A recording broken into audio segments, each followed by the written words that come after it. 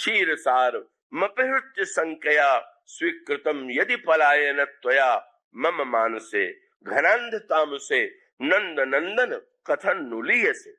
वो मानो श्याम रूप में आए और श्याम रूप में आकर के मानो यही अभिप्राय है कि अगर हम अपनी श्यामता को धन्य करना चाहते हैं तो श्यामता को धन्य करने के लिए हमारा एक ही उसका सदुपयोग है कि हम वसुदेव और देवकी के समान व्याकुल होकर के प्रभु को ये पुकारें कि प्रभु हम आपको बुलाने योग्य नहीं हैं, आप अपनी ही करुणा से पधारें। और तब देखिए ना, जब वो स्थिति आई, चोरी की तो बात क्या है, वो जो ईश्वर सबका स्वामी है उसको अवतार भी लेना तो चोरी से अवतार लेना पड़ा। कोई जान न ले, कोई देख न ले, कोई सुन न ले।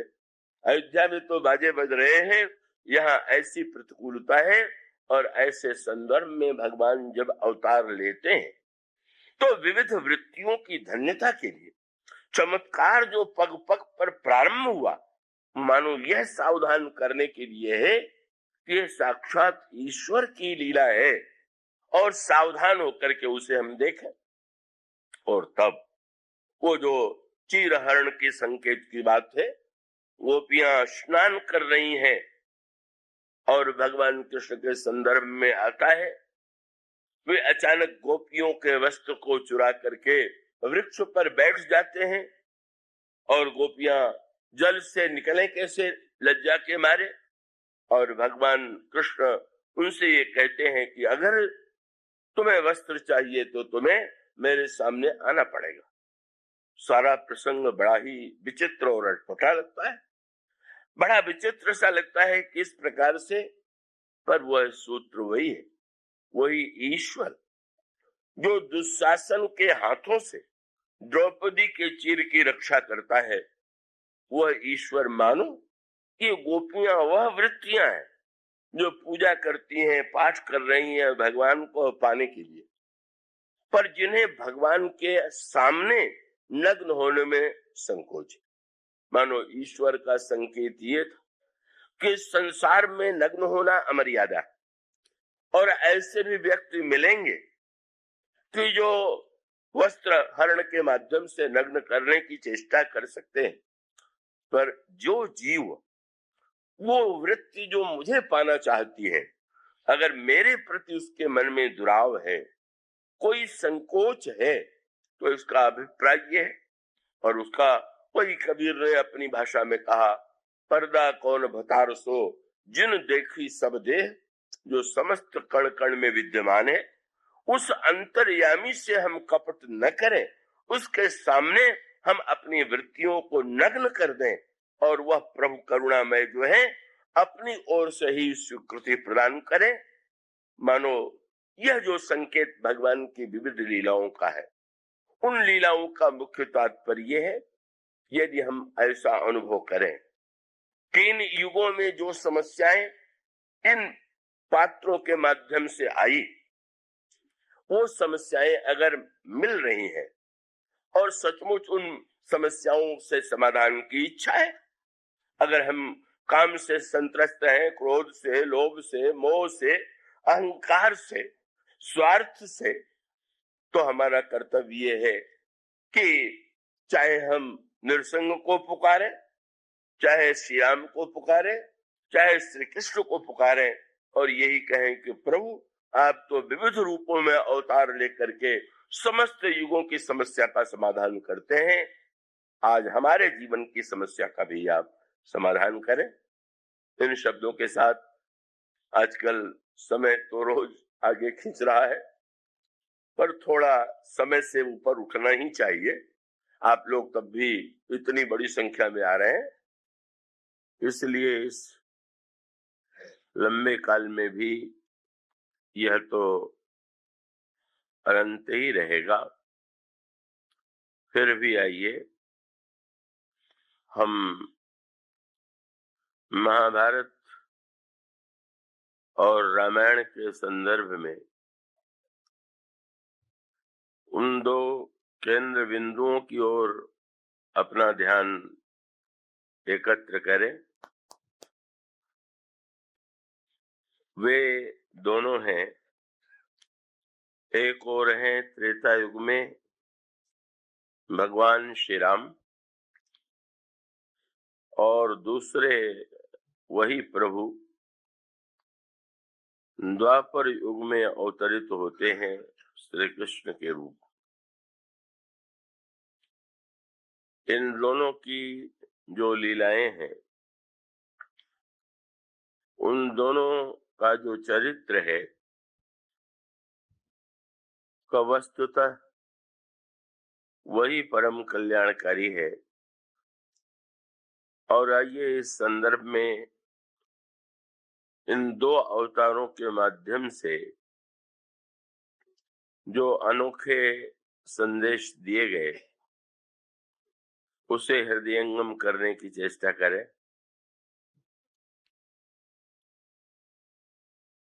तो भगवान श्री राम के चरित्र के संदर्भ में एक और तो महर्षि वाल्मीकि के द्वारा रामायण के रूप में उनके चरित्र का वर्णन मिलता है, और वैसे तो अनगिनत भक्तों ने, कवियों ने उनके चरित्र का वर्णन विविध रूपों में किया है। पर आज जिन श्री राम के स्वरूप से हम परिचित हैं, जो हमारे मन प्राण को आलोकित करते रहते हैं, धन्य करते रहते हैं, वे हैं श्री रामचरितमानस के श्री राम। स्वभावतः जब श्री राम के संदर्भ में इन दोनों ग्रंथों की ओर दृष्टि डालें और इसी प्रकार से भगवान कृष्ण के संदर्भ में भी एक ओर तो महाभारत और दूसरी ओर श्रीमद् भागवत, इन दोनों अवतारों के रहस्य को हृदयंगम करने के लिए वस्तुतः श्री राम के संदर्भ में भी दोनों ग्रंथों के समन्वय के द्वारा हम भगवान श्री राम को अधिक ग्रहण कर सकते हैं। और इसी प्रकार से भगवान कृष्ण को समझने के लिए महाभारत से भी अधिक उपयोगी ग्रंथ है श्रीमद् भागवत। मैं आशा करता हूं कि इसमें जो सूक्ष्म संकेत हैं उसको आप पूरी तन्मयता से ग्रहण करेंगे। आप ये कह सकते हैं कि एक ही चरित्र यदि दो ग्रंथों में लिखे गए तो उनमें भिन्नता क्यों होनी चाहिए? और यही प्रश्न श्री कृष्ण के संदर्भ में भी, कि महाभारत में और श्रीमद् भागवत में भगवान श्री कृष्ण का जो चरित्र है उसमें जो एक भिन्नता सी प्रतीत होती है, उसका तात्पर्य क्या है? अभी तो आप में से जो अध्ययन के प्रेमी रहे होंगे उन्होंने ये पढ़ा होगा कहीं कहीं, तो कई जो खोज करने वाले अन्वेषक अपने को मानने वाले थे उन्होंने तो ये घोषित कर दिया कि श्रीमद् भागवत में जिन श्री कृष्ण का वर्णन किया गया है और महाभारत के कृष्ण सर्वथा एक दूसरे से भिन्न है, एक ही नाम के दो पात्र रहे होंगे और इसके पीछे उनको ऐसा लगा कि ये तो बड़ी भिन्नता सी प्रतीत हो रही है, तो उन्होंने सरल रूप से यही मान करके संतोष कर लिया कि संभवतः ये दोनों भिन्न भिन्न है। और भगवान श्री राम के संदर्भ में भी यह प्रश्न आता है, किंतु इसका एक सांकेतिक उत्तर यूं दें कि जैसे आपके समक्ष यदि अपने माँ का चित्र हो, तो माँ का जो चित्र है उसके प्रति हम नमन करेंगे, उसकी पूजा करेंगे, उसको देख करके हमारे हृदय में आदर भावना का उदय होगा। किंतु जो चित्र है वो बहिरंग जो माँ का शरीर है उसे तो अंकित कर सकता है, पर माँ के हृदय का जो वात्सल्य है, उसके हृदय की जो ममता है, उसका जो स्नेह है, क्या किसी चित्रकार के लिए संभव है क्या? कब वो चतुर चित्रकार उसे भी चित्र में लाने की कुछ चेष्टा तो करते, पर वस्तुतः वह जो वात्सल्य है, वह जो उसका स्नेह और ममत्व है, वह तो वस्तुतः उसका अनुभव तो उस बालक को ही होता है जिसने माँ की गोदी में माँ के वात्सल्य का अनुभव किया। तो एक चित्रकार में और एक बालक में, दोनों की दृष्टि में जो माँ है उसमें कुछ समानता है और स्वभावता है। एक की दृष्टि बाहर की आकृति पर है चित्रकार की, और दूसरे बालक की दृष्टि है माँ के हृदय की। और इसका अर्थ ये है कि ये दोनों अलग अलग प्रतीत होने पर भी वस्तुतः एक ही माँ के दो चित्र हैं। और ठीक यही सत्य जो है भगवान राम और श्री कृष्ण के संदर्भ में भी है। बड़ा एक सांकेतिक प्रसंग आता है श्रीमद् भागवत के प्रारंभ में। महाभारत की रचना के पश्चात भगवान व्यास गंभीर ऐसे उदासीन भाव से नदी के किनारे बैठे हुए थे कि उन्हें देख करके लगता है कि जैसे उन्हें समग्र आनंद और तृप्ति का अनुभव नहीं हो रहा है। उसी समय देवर्षि नारद आए और देवर्षि नारद ने भगवान वेद व्यास से ये कहा कि महाभारत के रूप में तो आपने ऐसे अलौकिक ग्रंथ की रचना की है कि जिससे बढ़ करके अद्भुत ज्ञान का कोश कभी विश्व के सामने आया ही नहीं। और सचमुच महाभारत के जो चित्र या घटनाएं आपके समक्ष आ रही हैं, वो तो महाभारत के समग्र का एक बहुत छोटा अंश। अगर आप में धैर्य हो और उस ग्रंथ का पूरा अध्ययन कर सके तो आपको ऐसा लगेगा कि विश्व का कोई ऐसा प्रश्न नहीं है कि जिसका उत्तर या पूर्व पक्ष महाभारत में न दिया गया।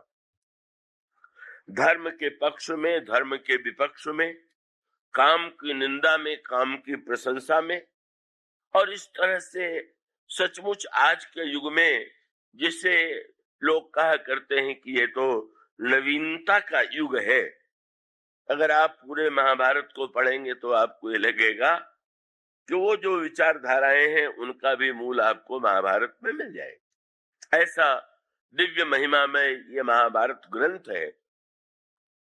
किंतु उसकी रचना के बाद भी भगवान व्यास जो है संतुष्ट नहीं दिखाई पड़े। देवर्षि ने कहा कि आप इतने ग्रंथ की, इतने बड़े ग्रंथ की रचना के बाद भी आप प्रसन्न उतने क्यों नहीं? और तब भगवान व्यास ने जो एक बात कही, और उसे आप इस संदर्भ में विचार करके भी देखें। आप मंदिरों में, अगर मंदिर का निर्माण चाहे घर में हो चाहे बाहर हो, आप जाते हैं जहां सर्वश्रेष्ठ मूर्तियां बनती हैं और वहां से भी आपके लिए संभव है तो सर्वश्रेष्ठ मूर्ति को चुन करके लाते हैं। पर कैसा एक अद्भुत हमारे यहाँ की व्यवस्था है कि उस मूर्ति को ला करके मंदिर में सीधे नहीं पधरा देना चाहिए। आप में से संभवतः अनेक व्यक्ति जानते होंगे कि मंदिर में मूर्ति की प्रतिष्ठा से पहले एक पद्धति होती है जिसको कहते हैं प्राण प्रतिष्ठा। मूर्ति में प्राण प्रतिष्ठा की जाती है और प्राण प्रतिष्ठा करने के बाद तब उसे मंदिर में स्थापित करते हैं और उसकी पूजा करते हैं। और उसका भी सूत्र वही कि बहिरंग दृष्टि से देखें तो जो आप एक मूर्तिकार के घर में मूर्ति देखते हैं और मंदिर में जिस मूर्ति को आप देखते हैं उसका बहिरंग रूप रंग तो सर्वथा एक ही जैसा है। किंतु यह जो प्राण प्रतिष्ठा शब्द है ये सबसे बड़े महत्व। और इसका अभिप्राय ये है कि यदि हम केवल मूर्ति के बहिरंग रूप को देखें तो कितना भी सौंदर्य क्यों न हो का वो तो एक प्रस्तर खंड ही तो है।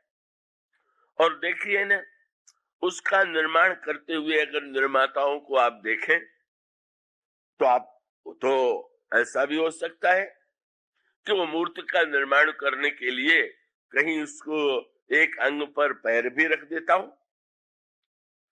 पर वही मूर्ति जब हम मंदिर में प्रतिष्ठापित करते हैं तो इसका अभिप्राय है कि अब तक जो दिखाई दे रहा था वह वस्तुतः केवल उसका बहिरंग रूप था।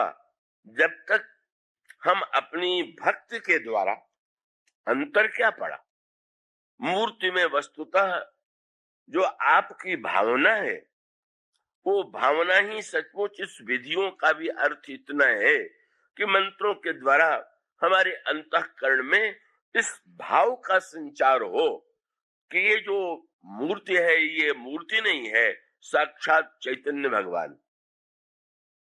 और तब हम उस मूर्ति के प्रति कितना समादर रखते हैं या कितना रखना चाहिए।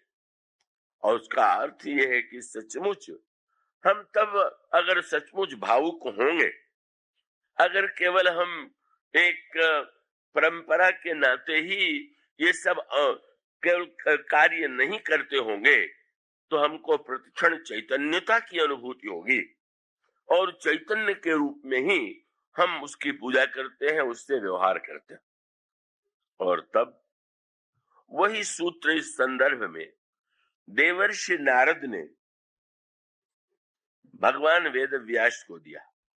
उन्होंने कहा कि महाभारत के रूप में आपने महान इतिहास की रचना तो की, पर उसके केंद्र में जो श्री कृष्ण है, जब साधारण व्यक्ति क्या, साधारण व्यक्ति से हट करके मैं तो देखता हूं कि अनेक बुद्धिमान व्यक्ति भी ऐसा अनुभव करने लग जाते हैं कि कृष्ण तो बड़े ही कूटनीतिज्ञ थे, बड़े राजनीतिज्ञ थे, को वो किसी भी प्रकार से युद्ध में विजय प्राप्त करने में किसी भी साधन का प्रयोग करने में संकोच का अनुभव नहीं करते थे। ये छाप जो है पड़ती है। ऐसा लगता है कि जैसे उनकी कोई, जब वे युधिष्ठिर से कह देते हैं कि तुम कह दो कि अश्वत्थामा मारा गया, जब वो भीमसेन से ये कह देते हैं कि तुम दुर्योधन की जंघा पर प्रहार करो, तो व्यक्ति के मस्तिष्क में इस प्रकार का भ्रम आना स्वाभाविक। और तब उन्होंने ये कहा कि जब तक आप भक्ति भावना के द्वारा, ठीक वही सूत्र है, इतिहास जो है वो मूर्ति है और भक्ति जो है वही उसका प्राण है।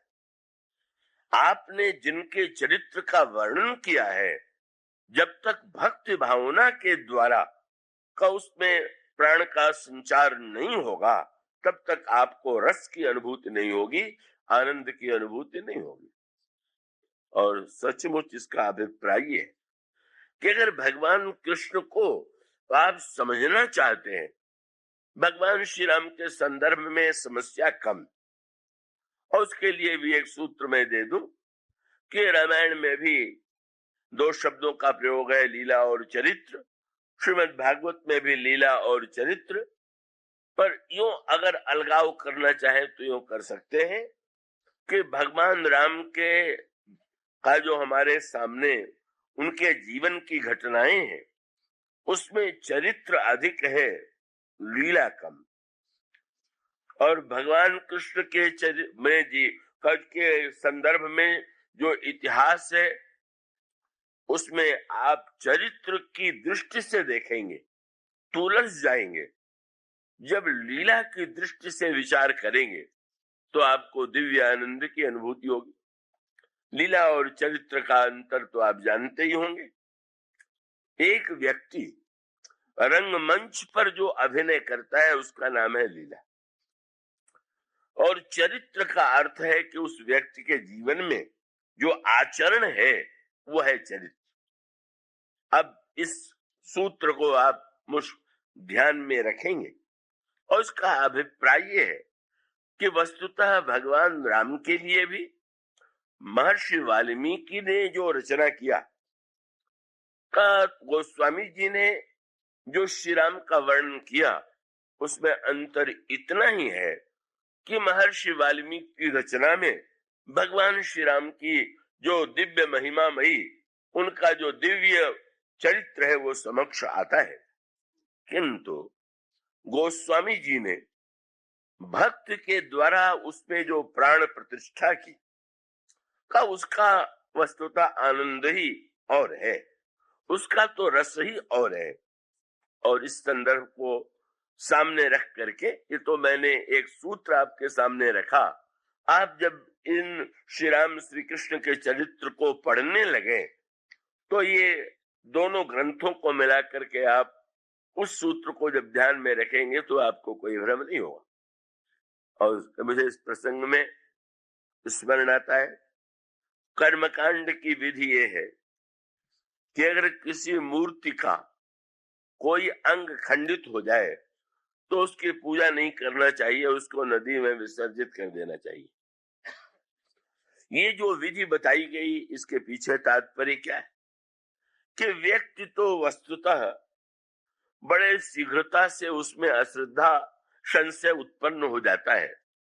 मूर्ति को खंडित देखेगा तो उसको बार बार एक आशंका हो सकती है, अरे भाई कैसे भगवान है, इनका तो पैर टूट गया, इनका तो हाथ टूट गया। तो इसलिए शास्त्रकारों ने कहा अच्छा यही है कि उस मूर्ति को विसर्जित कर दीजिए और नई मूर्ति लाइए।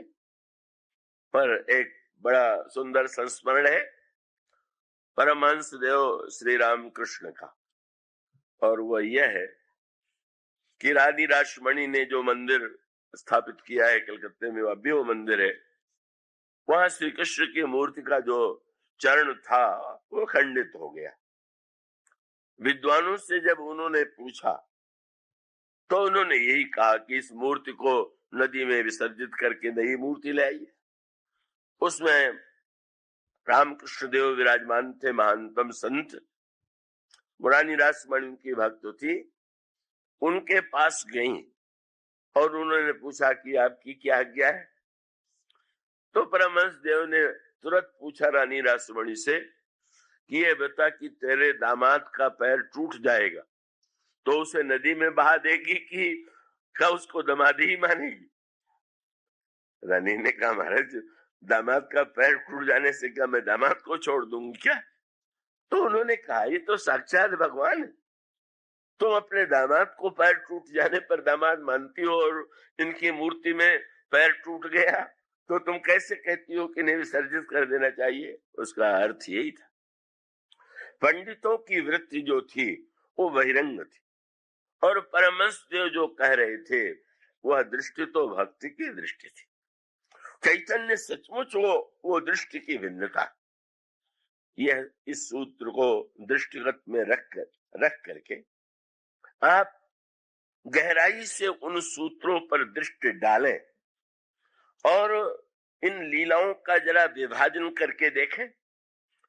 एक वाक्य आपने सुना होगा भगवान राम के लिए कि भगवान राम मर्यादा पुरुषोत्तम, और दूसरा वाक्य आपने सुना होगा कि श्री कृष्ण जो है वो लीला पुरुषोत्तम।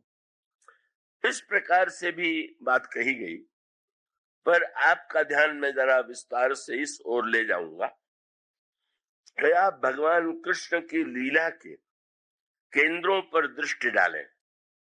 एक तो उनका वह लीला पक्ष जो गोकुल, नंदगांव और वृंदावन में संपन्न हुआ। फिर भगवान कृष्ण का दूसरा स्वरूप हुआ जब वो मथुरा में पधारे, मथुरा में रहे। और भगवान श्री कृष्ण का तीसरा रूप वह जब वो द्वारिका में पधारे, और महाभारत में भी जो उनका आगमन होता है वो द्वारिका से ही आता है। बड़ा ही सांकेतिक प्रसंग है। ये भगवान के तीन रूप जो है आपको मिलेंगे भगवान श्री कृष्ण के संदर्भ में, और भगवान श्री राम के संदर्भ में भी एक केंद्र है भगवान श्री राम का अयोध्या में अवतरण का केंद्र, दूसरा केंद्र है मिथिला, और उसके साथ साथ चित्रकूट, और एक महान केंद्र है लंका। इन चरित्रों के जो ये केंद्र है, इनमें जो चरित्र और लीलाएं हैं उसमें भिन्नता है। अब थोड़ा लीलाओं की ओर मैं आपका ध्यान आकृष्ट करूंगा, कृपया आप पूरी सहजता से उसे सुनें। भगवान श्री राम के जो अवतरण की पृष्ठभूमि है उसके विषय में आप दो दिनों से सुनते रहे। भगवान श्री कृष्ण के संदर्भ में एक सूत्र मैं आपके सामने रखना चाहूंगा। मथुरा, और जन्म तो हुआ कंस के कारागार में मथुरा में, और भगवान ने आदेश दिया कि आप मुझे गोकुल में ले चलें और यशोदा जी के बगल में मुझे सुला दें। तो जन्म तो हुआ देवकी के गर्भ से, किंतु भगवान ने जिनका दूध पिया, जहां वे बढ़े कब वे देवकी नहीं है, यशोदा है। ये जो दोनों स्थान है गोकुल और मथुरा, इसका आध्यात्मिक दृष्टि से तात्पर्य क्या है? इन दोनों के बीच में यमुना नदी बह रही।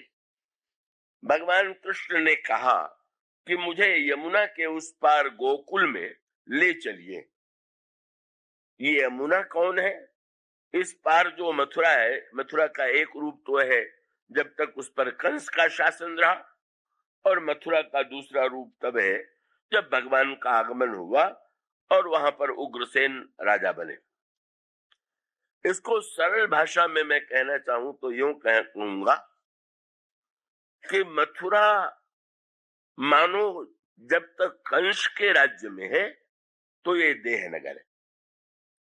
भगवान जब आ जाते हैं तो वहां भिन्नता आ जाती है, पर वो देह नगर ही ये मथुरा है। और रामायण में भी देह नगर है, और रामायण में ये देह नगर जो है वो लंका है। अब इन दोनों सूत्रों में आप थोड़ा प्रवेश करें। मथुरा में कारागार में बंदी हैं, हथकड़ी बेड़ियों से जकड़े हुए हैं वसुदेव और देवकी। और ये सत्य तो हम सब आपके जीवन का है। जब तक हम देह नगर में स्थित हैं तब तक तो हम न जाने कितनी बेड़ियों से जकड़े हुए हैं। कंस का हमारे ऊपर शासन है, और उसके साथ साथ न जाने कितनी बेड़ियां हैं। तो कंस जो है वो मूर्तिमान अभिमान है, और ये जो जय का बेड़ियां हैं ये जो इसको यूं कह लें कि नाना प्रकार के शरीर के संबंधों के नाते व्यक्ति अपने आप को इतना जकड़ा हुआ पाता है कि स्वयं वो तो निश्चय करने में भी स्वतंत्र नहीं है। मैं भी कलकत्ते में था, उन्होंने ये मुझसे प्रश्न कर दिया, एक भक्त हृदय महिला ने।